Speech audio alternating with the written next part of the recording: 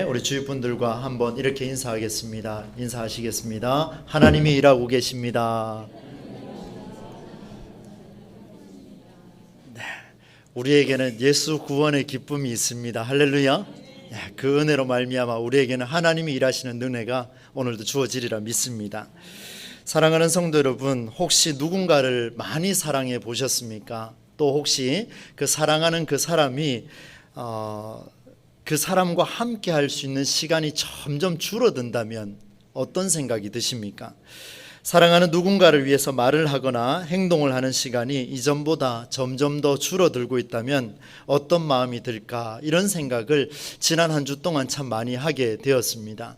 시한부 인생을 살아가는 그런 사람과 또 어쩌면은 사랑하는 자녀와 또 이국 땅에서 여러 가지 형태로 이렇게 흩어져 있는 그런 상황들을 한번 생각을 해보면서 과연 이런 상황이 생겼을 때 사람들은 어떤 반응을 보일까 생각이 들었습니다.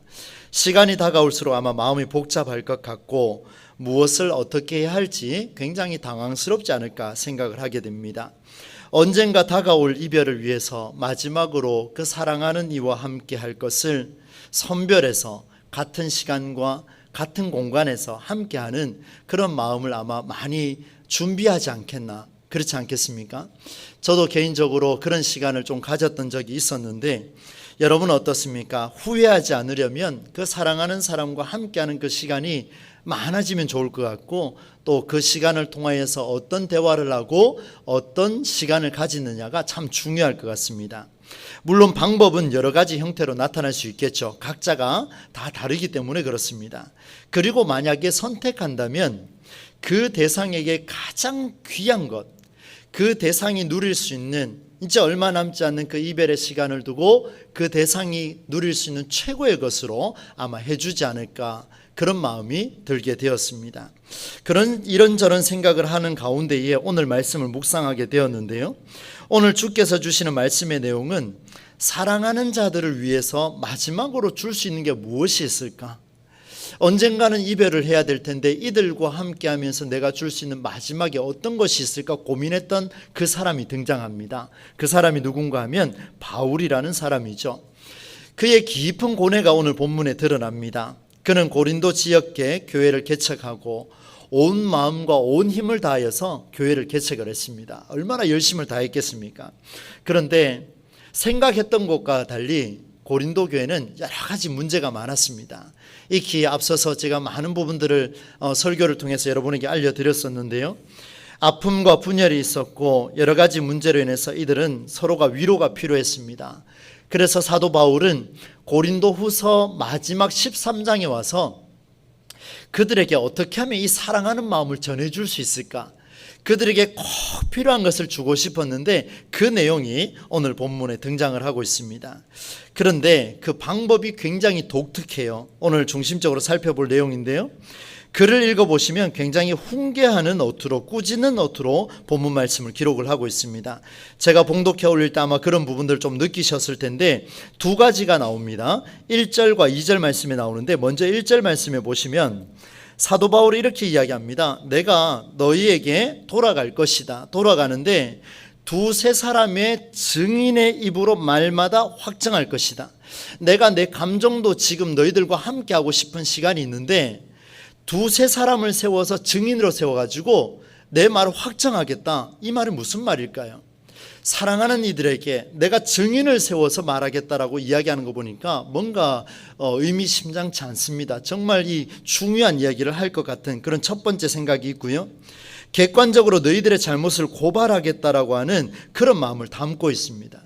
두 번째는 뭐냐 하면 2절 말씀인데요. 그 내용에 보시면 너희가 전에 죄 지은 자들이 있었는데 내가 다시 돌아갈 때는 그들을 용서하지 않겠다, 이런 표현을 담고 있습니다. 여러분 성경 2절 마지막 부분에 한번 보십시오. 내가 다시 가면 어떻게 한다 그럽니까? 용서하지 아니하겠다. 무슨 사연인지는 모르겠습니다만은 이 가슴에 막 불일 듯 일어나는데 가서 내가 돌아가면 두세 사람의 증인을 세워서라도 너희들이 틀린 것을 내가 고발하고 그 다음에 내가 다시 돌아가면 너희들 용서하지 않겠다. 그렇게 당부했는 대로 살라고 말씀을 통해서 나누었는데 그리 살지 않았기 때문에 내가 용서하지 않겠다, 이런 마음을 담고 있습니다. 그래서 너무 궁금해서 12장 말씀도 또 살펴보게 됐는데 도대체 원인이 뭘까? 왜 바울의 얼굴에 이렇게 얼굴빛이 굳어 있을까 고민하면서 12장 말씀을 보는데요, 여러분 12장 20절 21절 말씀입니다. 우리가 읽지 않았습니다만 제가 빨리 한번 읽어보겠습니다. 눈으로 한번 따라오십시오. 내가 갈 때에 너희를 내가 원하는 것과 같이 보지 못하고 또 내가 너희에게 너희가 원하지 않는 것과 같이 보일까 두려워하며 또 다툼과 시기와 분냄과 당짓는 것과 비방과 수군거림과 거만함과 혼란이 있을까 두려워하고 또 내가 다시 갈 때에 내 하나님이 나를 너희 앞에서 낮추실까 두려워하고 또 내가 전에 죄를 지은 여러 사람의 그 행한 바 더러움과 음란함과 호색함을 회개하지 아니함 때문에 슬퍼할까 두려워하노라. 이렇게 내용이 이렇습니다. 여러분 제가 빨리 읽었기 때문에 무슨 말인지 아마 이해가 안 되시지 싶은데요, 간략하게 쉽게 말씀을 드리면 이렇습니다. 내가 너희들을 만났을 때에, 바울의 이야기입니다. 바울이 고린도 교회 성도들을 봤는데 보니까 여전히 싸우고 시기하고 분노하고 야심차고 비방하고 수군거리고 교만하고 무질서하고 심지어 부정하고 음란하고 방탕한 생활까지 정말 하지 말아야 할 것은 다 하고 있는 그 모습들을 보면서 내가 다시 돌아갔을 때는 이런 일이 없었으면 좋겠다. 그런데 들려오는 소식을 보니까 똑같은 일들이 벌어지고 있다라는 그런 메시지가 드러나고 있습니다. 굉장히 안타까운 바울의 심정입니다. 여러분 오늘 우리를 향하신 하나님의 메시지인데 오늘 우리 안에서 이런 일들이 많이 일어나서 제가 설교를 준비한 게 아니고 여러분 우리의 초점을 맞춰야 됩니다. 이제 한번 초점을 맞출 텐데요, 여러분 말씀의 깊이로 들어가 보면요, 바울이 지금 화가 난 이유가 뭐냐면 이러 항목대로 죄를 지었기 때문에 내가 용서하지 않겠다, 이렇게 말하고 있습니다. 그런데 놀랍게도 성경은 그 죄를 지은 사람뿐만 아니라 그 다음에 또 다른 부류도 적용을 시키겠다, 이 말씀을 주고 있습니다. 성경 2절 말씀인데요, 내가 이미 말하였거니와 지금 떠나 있으나 두 번째 너희들 대면하였을 때와 같이 그 전에부터 같이 한번 읽어봅시다. 시작. 전에 죄 지은 자들과 그 남은 어떤 사람요? 모든 사람에게 미리 말하노니 내가 다시 가면 용서하지 아니하겠다, 이렇게 말하고 있습니다. 여러분 한번 보십시오. 고린도 교회가 문제가 발생했습니다. 오늘 한국의 우리 문화를 살아가는 우리 삶의 문제가 이 외에 다양한 문제들이 발생할 수 있습니다. 그런데 보니까 항상 문제가 일어나면 그 책임을 묻게 돼 있습니다. 누구한테요? 그 죄를 지은 자, 그 실수를 한 사람에게 책임을 묻게 돼 있습니다. 그런데 성경은 보니까 그 죄를 지은 사람 때문에 이 바울이 돌아가서 용서하지 아니하겠다는 말이 아니라 그 안에 포함된 모든 사람 때문에 용서하지 않겠다라는 단서를 더 붙여놨습니다. 이게 무슨 말인가 하면 여러분 고린도 교회가 극복할 중요한 신앙의 첫 번째 원리입니다. 왜냐하면 이 사람들은 서로에게 너 때문에 분열됐고 너 때문에 분쟁이 일어나고 너 때문에 우상숭배하고 너 때문에 이러이러한 일들이 벌어졌다라는 말을 수도 없이 입에 달고 살았습니다. 그러니까 늘 싸우는 거예요. 그런데 하나님 뭐라고 말씀하시냐면 너 때문에가 아니라 모든 사람에게 이 말씀이 적용된다. 여러분 주의 말씀을 들을 때마다 혹여나 이런 생각은 하고 있지는 않습니까? 아, 오늘 목사님이 이런 말씀을 준비하셨네. 그렇지, 모 집사 이런 이야기 들어야 되지. 우리 장로님 이런 이야기 들어야 되지. 또 어떤 분 속으로 생각할 거예요. 목사님 그거 목사님 이야기 아닙니까? 그렇다면 할 수가 없습니다. 저도 죄 지은 사람이 많기 때문에요. 여러분 이렇게 생각하는 경우가 너무 많다는 거예요. 그런데 여러분 이런 실수를 누가 제일 많이 하냐면 제가 제일 많이 하더라고요. 말씀을 준비하면서 자꾸 사람이 머릿속에 막 떠오릅니다. 그럼 어떻게 하냐면 하나님 이 말씀은 다음에 하겠습니다. 왜요? 혹여나 감정이 섞일까 봐, 혹여나 제 마음이 섞일까 봐 굉장히 불안해지는 겁니다. 그래서 여러분 이 말씀을 대할 때마다 어떤 생각이 드냐면 누구를 향한 말씀이 아니라 바로 나에게 주시는 하나님의 메시지라는 사실을 다시 한번 되돌아보게 됩니다. 사랑하는 성도 여러분, 여러분도 주의 말씀을 묵상하고 큐티하고 말씀을 들을 때마다 이것은 다른 이에게 주는 것이 아니라 모든 사람에게 바로 나에게 주시는 하나님의 메시지로 받아들일 수 있기를 주의 이름으로 축원합니다. 이게 첫 번째 원리예요. 내 말씀으로 받아야 됩니다. 내 안에 들어와야 그 말씀이 레마가 되는 겁니다. 하나님의 은혜로 충만해진다는 거예요. 여러분, 기독교 신앙은요, 항상 자신을 돌아볼 때 빛이 납니다. 항상 자신을 돌아볼 때. 옆 사람 보면은 빛이 나는 게 않습니다. 나를 돌아보고 내가 깨닫고 내가 하나님 앞에서 바로 서려고 몸부림치는 그 순간이 가장 빛된 시간이라는 것을 하나님께서 말씀해 주고 있습니다. 주의 성전에서 매일의 삶 속에서 말씀이 선포될 때 그 말씀이 들어야 할 모든 이 대상은 바로 모든 사람이죠. 저를 포함해서 모든 이가 그 대상이 됩니다. 여러분, 요한계시록 3장 15절 말씀에 보면 라오디게아 교회를 향한 하나님의 말씀이 있습니다. 이런 말씀이 있습니다. 내가 너의 행위를 아노니 네가 차지도 아니하고 뜨겁지도 아니하도다. 네가 차든지 뜨겁든지 하기를 원하노라. 무슨 말입니까? 확실하게 해라. 확실하게 해라. 네 말씀을 받아들일 때 확실하게 받으라. 뜨겁든지 차든지 그 말씀을 정확하게 확실하게 받을 수 있는 사람만이 하나님의 말씀을 깨달을 수 있다는 것을 보여주고 있습니다. 하나님의 놀라운 은혜죠.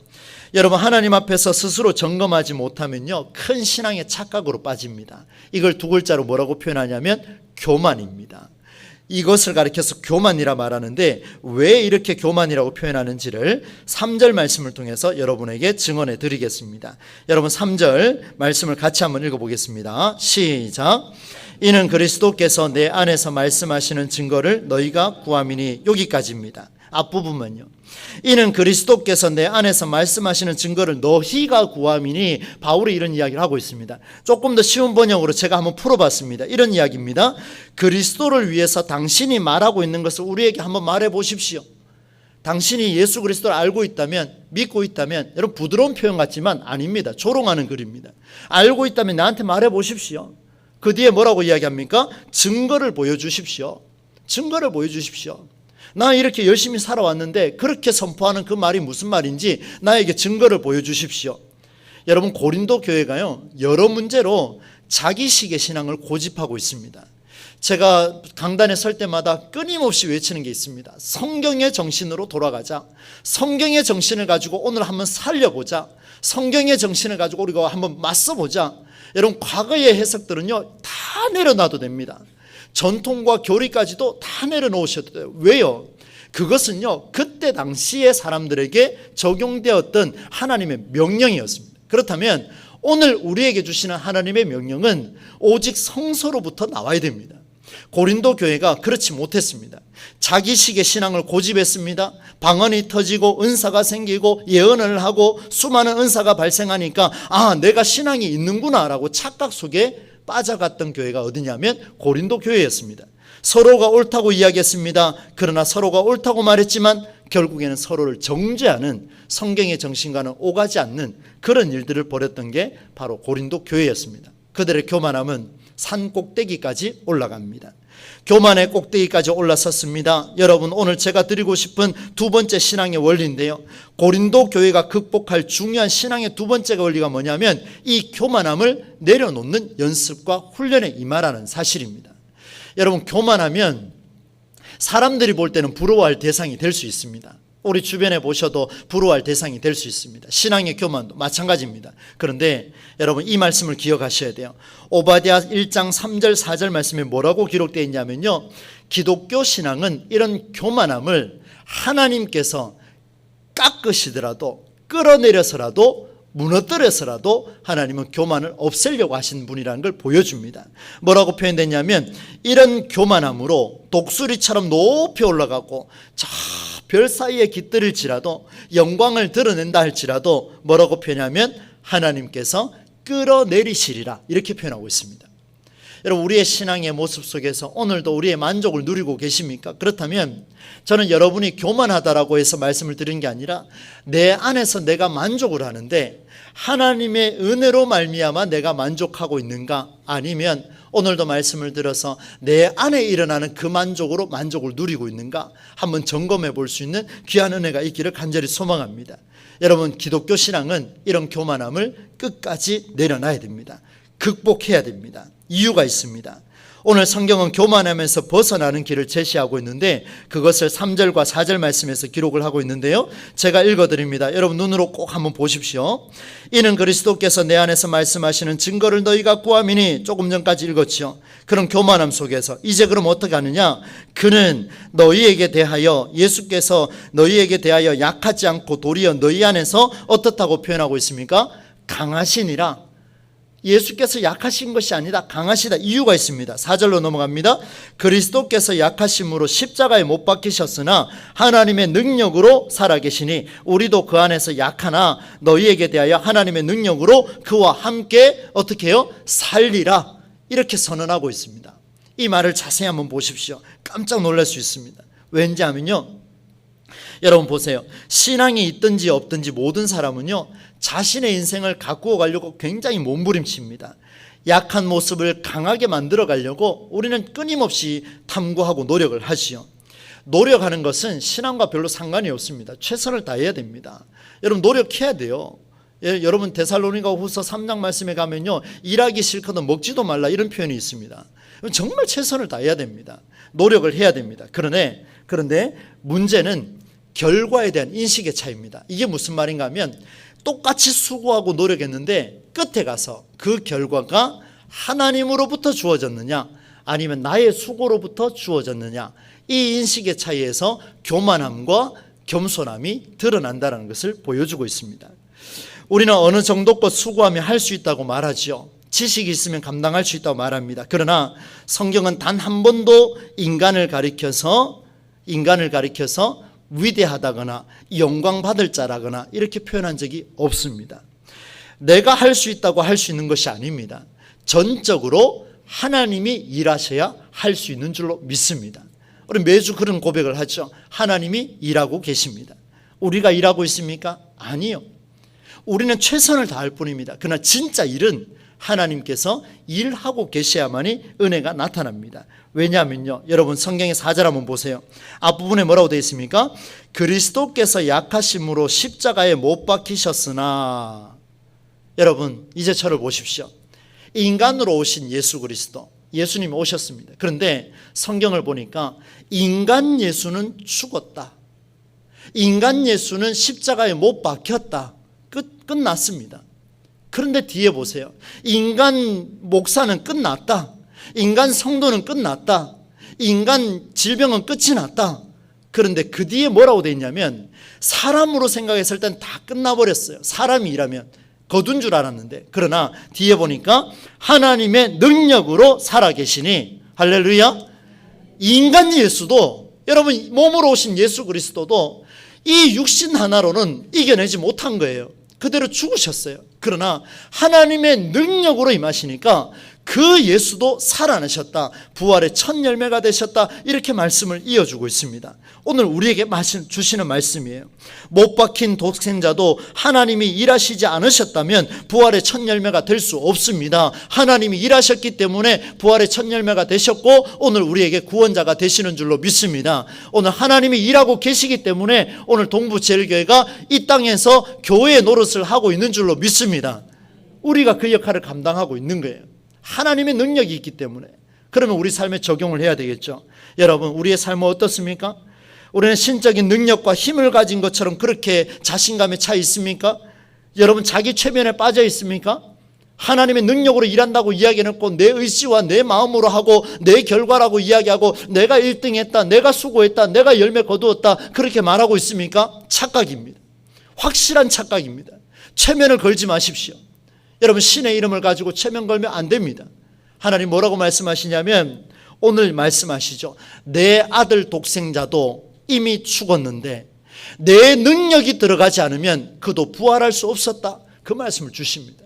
하물며 우리 인간은 어찌해야 되겠습니까? 하나님의 능력이 우리 안에 없다면 우리는 일어설 수가 없습니다. 그래서 4절 끝부분에 우리도 그 안에서 약하나 너희에게 대하여 어떻게 해요? 하나님의 능력으로 그와 함께, 크게 고백합시다. 그와 함께 살리라. 여러분 이게 바로 성경입니다. 그런데 여러분 보십시오. 이렇게 성경이 오늘 우리에게 해석되어지는데 과거의 해석 속에서 이런 해석을 찾아볼 수 있겠습니까? 없습니다. 여러분 다 교리적으로 분석해놨어요. 무슨 의미가 있습니까?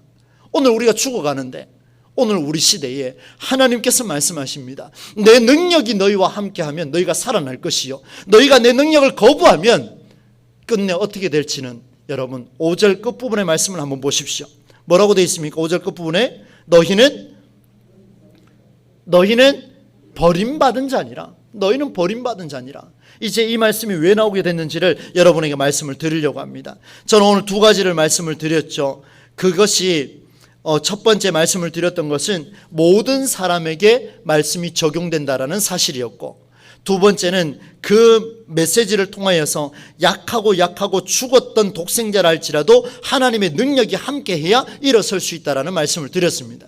이 두 가지를 훈련을 하면 바로 믿음의 삶이다, 바울이 그렇게 고백을 했습니다. 그래서 여러분 5절 말씀을 우리가 같이 한번 읽어볼 텐데요, 함께 뜻을 생각하며 읽어보겠습니다. 시작. 너희는 믿음 안에 있는가? 너희 자신을 시험하고 너희 자신을 확증하라. 예수 그리스도께서 너희 안에 계신 줄을 너희가 스스로 알지 못하느냐? 그렇지 않으면 너희는 버림받은 자니라. 아멘. 여러분, 우리는 신앙의 훈련을 이어가야 되는데 무슨 신앙의 훈련을 이어가야 되느냐? 저는 이 말씀을 깊이 들여다봤습니다. 독생자 예수 그리스도 하나님의 능력이 있었기 때문에 부활의 첫 열매가 됐다라는 사실을 기억하면서 말씀을 이어보는데, 신앙의 훈련을 이어가라. 믿음 안에 있는지 시험하라. 스스로 점검하라. 끊임없이 훈련하라. 믿음 안에 있는 자라면 믿음의 삶을 생각하라. 생각의 잡념을 없애라. 집중하라. 이 말씀으로 들려오는데요. 근데 질문이 생겼어요. 어떤 질문이 생겼냐면, 그러면 하나님 훈련을 하긴 해야 되는데 그 훈련이 무엇입니까? 그러면서 번뜩였던 생각이 뭐냐 하면 수영 선수가 떠올랐습니다. 달리기 선수든 어떤 선수든 여러분 선수들이 한번 보십시오. 달리기를 하고 수영을 하고 이렇게 움직여 나갈 때에 정해진 레인을 반드시 걸어가야 되고 뛰어야 하고 수영을 해야 됩니다. 정해진 레인을 벗어나면 어떻게 되겠습니까? 실력이 있든 없든, 그가 전국 대표든 세계 대표든 세계 1위든 아무 상관이 없습니다. 레인을 벗어나는 순간 바로 실격입니다. 그래서요, 하나님, 그럼 도대체 또 이 레인은 또 무엇입니까? 마음에 고민이 생겼어요. 하나님, 제가 저로 정도를 걸어가고 싶은데 그 레인이 무엇입니까? 그 레인 안에 들어가서 이런 훈련을 해보고 싶은데, 마음껏 훈련해보고 싶은데 그 레인이 무엇입니까? 라고 묻고 묵상하는 가운데 5절에서 하나님 제게 음성을 주셨습니다. 그 레인은 너희 안에 믿음이 있는가? 너희 자신을 시험하고 너희 자신을 확증하라, 훈련하라 그랬습니다. 그 뒤에 예수 그리스도께서 네 안에 있는 줄을 네가 스스로 알지 못하느냐? 네가 지금 그 레인을 가야 되는데 그 레인을 보지 못하느냐? 이미 예수 그리스도께서 내 안에 들어오셔서 여러분 안에 거하셔서 정해진 레인을 보여주셨는데, 그 성경의 정신을 보여주셨는데 그 레인을 계속해서 벗어나려고 하고 있으니 교만해지는 것이고, 그 레인을 벗어나려고 하는 것이니 다른 사람을 정죄하는 것이다. 이 메시지를 주는데요, 이게 바로 레인이구나. 내게 주실 레인은 다름 아닌 예수 그리스도께서 내 안에 계신 줄을 네가 알고 있는 그 길, 바로 살아계신 예수 그리스도께서 나와 함께하고 계신 그 길, 네가 그 길을 놓치면 안 된다. 벗어나지 마라. 벗어나는 순간 어떤 일이 벌어지느냐? 5절 끝부분의 말씀처럼 실격 처리될 것이다. 너희는 버림받은 자가 될 것이다. 여러분, 레인 안에 있으면요 꼴찌해도 괜찮습니다. 왜요? 훈련하고 연습하고 또 훈련하면 순위가 올라갈 수 있습니다. 그러나 아무리 실력이 좋아도 레인을 벗어나면 그는 실격 처리됩니다. 여러분, 우리는 신앙의 경주를 달리고 있습니다. 열심히 훈련하고 있습니다. 이 신앙을 가지고 우리의 삶의 현장 속에서 열심히 최선을 다하고 있습니다. 똑같이 노력해야죠. 그러나 여러분, 세상이 만들어 놓은 레인 위에서 달리시겠습니까? 아니면 주 예수 그리스도, 주께서 내 안에 계신 그 레인, 성경의 정신을 가지고 여러분 수영을 해 나가시겠습니까? 결론은 어느 레인을 타느냐, 정도를 걸어가느냐, 아니면 다른 레인을 타느냐, 실격 처리되느냐, 정도를 걸어서 훈련해서 주께서 주시는 상급을 받을 수 있느냐, 바로 여기에 달려 있습니다. 여러분 삶의 현장 속에서 각자가 한번 적용해 보시기를 바랍니다. 우리에게는 정해진 레인이 있습니다. 그리스도께서 내 안에 살아계심을 절대로 놓쳐서는 안 됩니다. 이 레인 안에서 마음껏 수용하시고 훈련하시는데 첫 번째 훈련이 무엇이었습니까? 교만하지 말고 착각하지 말고 모든 사람에게 주신 메시지로 받아들이며, 두 번째는 하나님의 능력이 내 안에 살아 역사하셔야 독생자도 부활하신 것처럼 내 삶도 부활의 역사를 경험할 수 있다는 사실을 오늘 우리 모두가 경험할 수 있기를 간절히 소망합니다. 바로 이 일에 저와 여러분이 쓰임받을 수 있기를 우리 주 예수님의 이름으로 간절히 축원합니다. 살아계신 하나님 아버지, 오늘도 귀한 메시지를 통하여 우리의 가슴을 울리게 하시니 감사를 드립니다. 하나님 아버지, 우리에게 정해진 레인이 있었는데 우리는 자꾸 다른 레인을 쳐다봤습니다. 실격 처리되지 아니하도록 오늘도 주님 우리에게 경각심을 주셨사오니 신앙의 삶을 살아가며 이 시대의 문화를 선도해 나갈 때에 정해진 레인 안에서 그리스도께서 내 안에 살아계심을 믿고 성경의 정신으로 살아가는 우리 모두가 될 수 있도록 인도하여 주옵소서. 그 안에서 훈련하기를 원합니다. 다른 사람 정죄하지 않기를 원합니다. 내게 주신 말씀으로 받기를 원합니다. 그리고 독생자를 살리신 주님의 능력이 우리와 함께 하시기를 원합니다. 이 훈련을 이어갈 때 낙심하지 않고 좌절하지 아니하고 어떤 병상이라 할지라도 견뎌내고 이겨낼 수 있는, 그리하여 주께서 주시는 상급을 받을 수 있는 우리 모두가 될 수 있도록 인도하여 주시옵소서. 감사를 드리며 예수님의 이름으로 기도하옵나이다. 아멘. 찬송가 542장 함께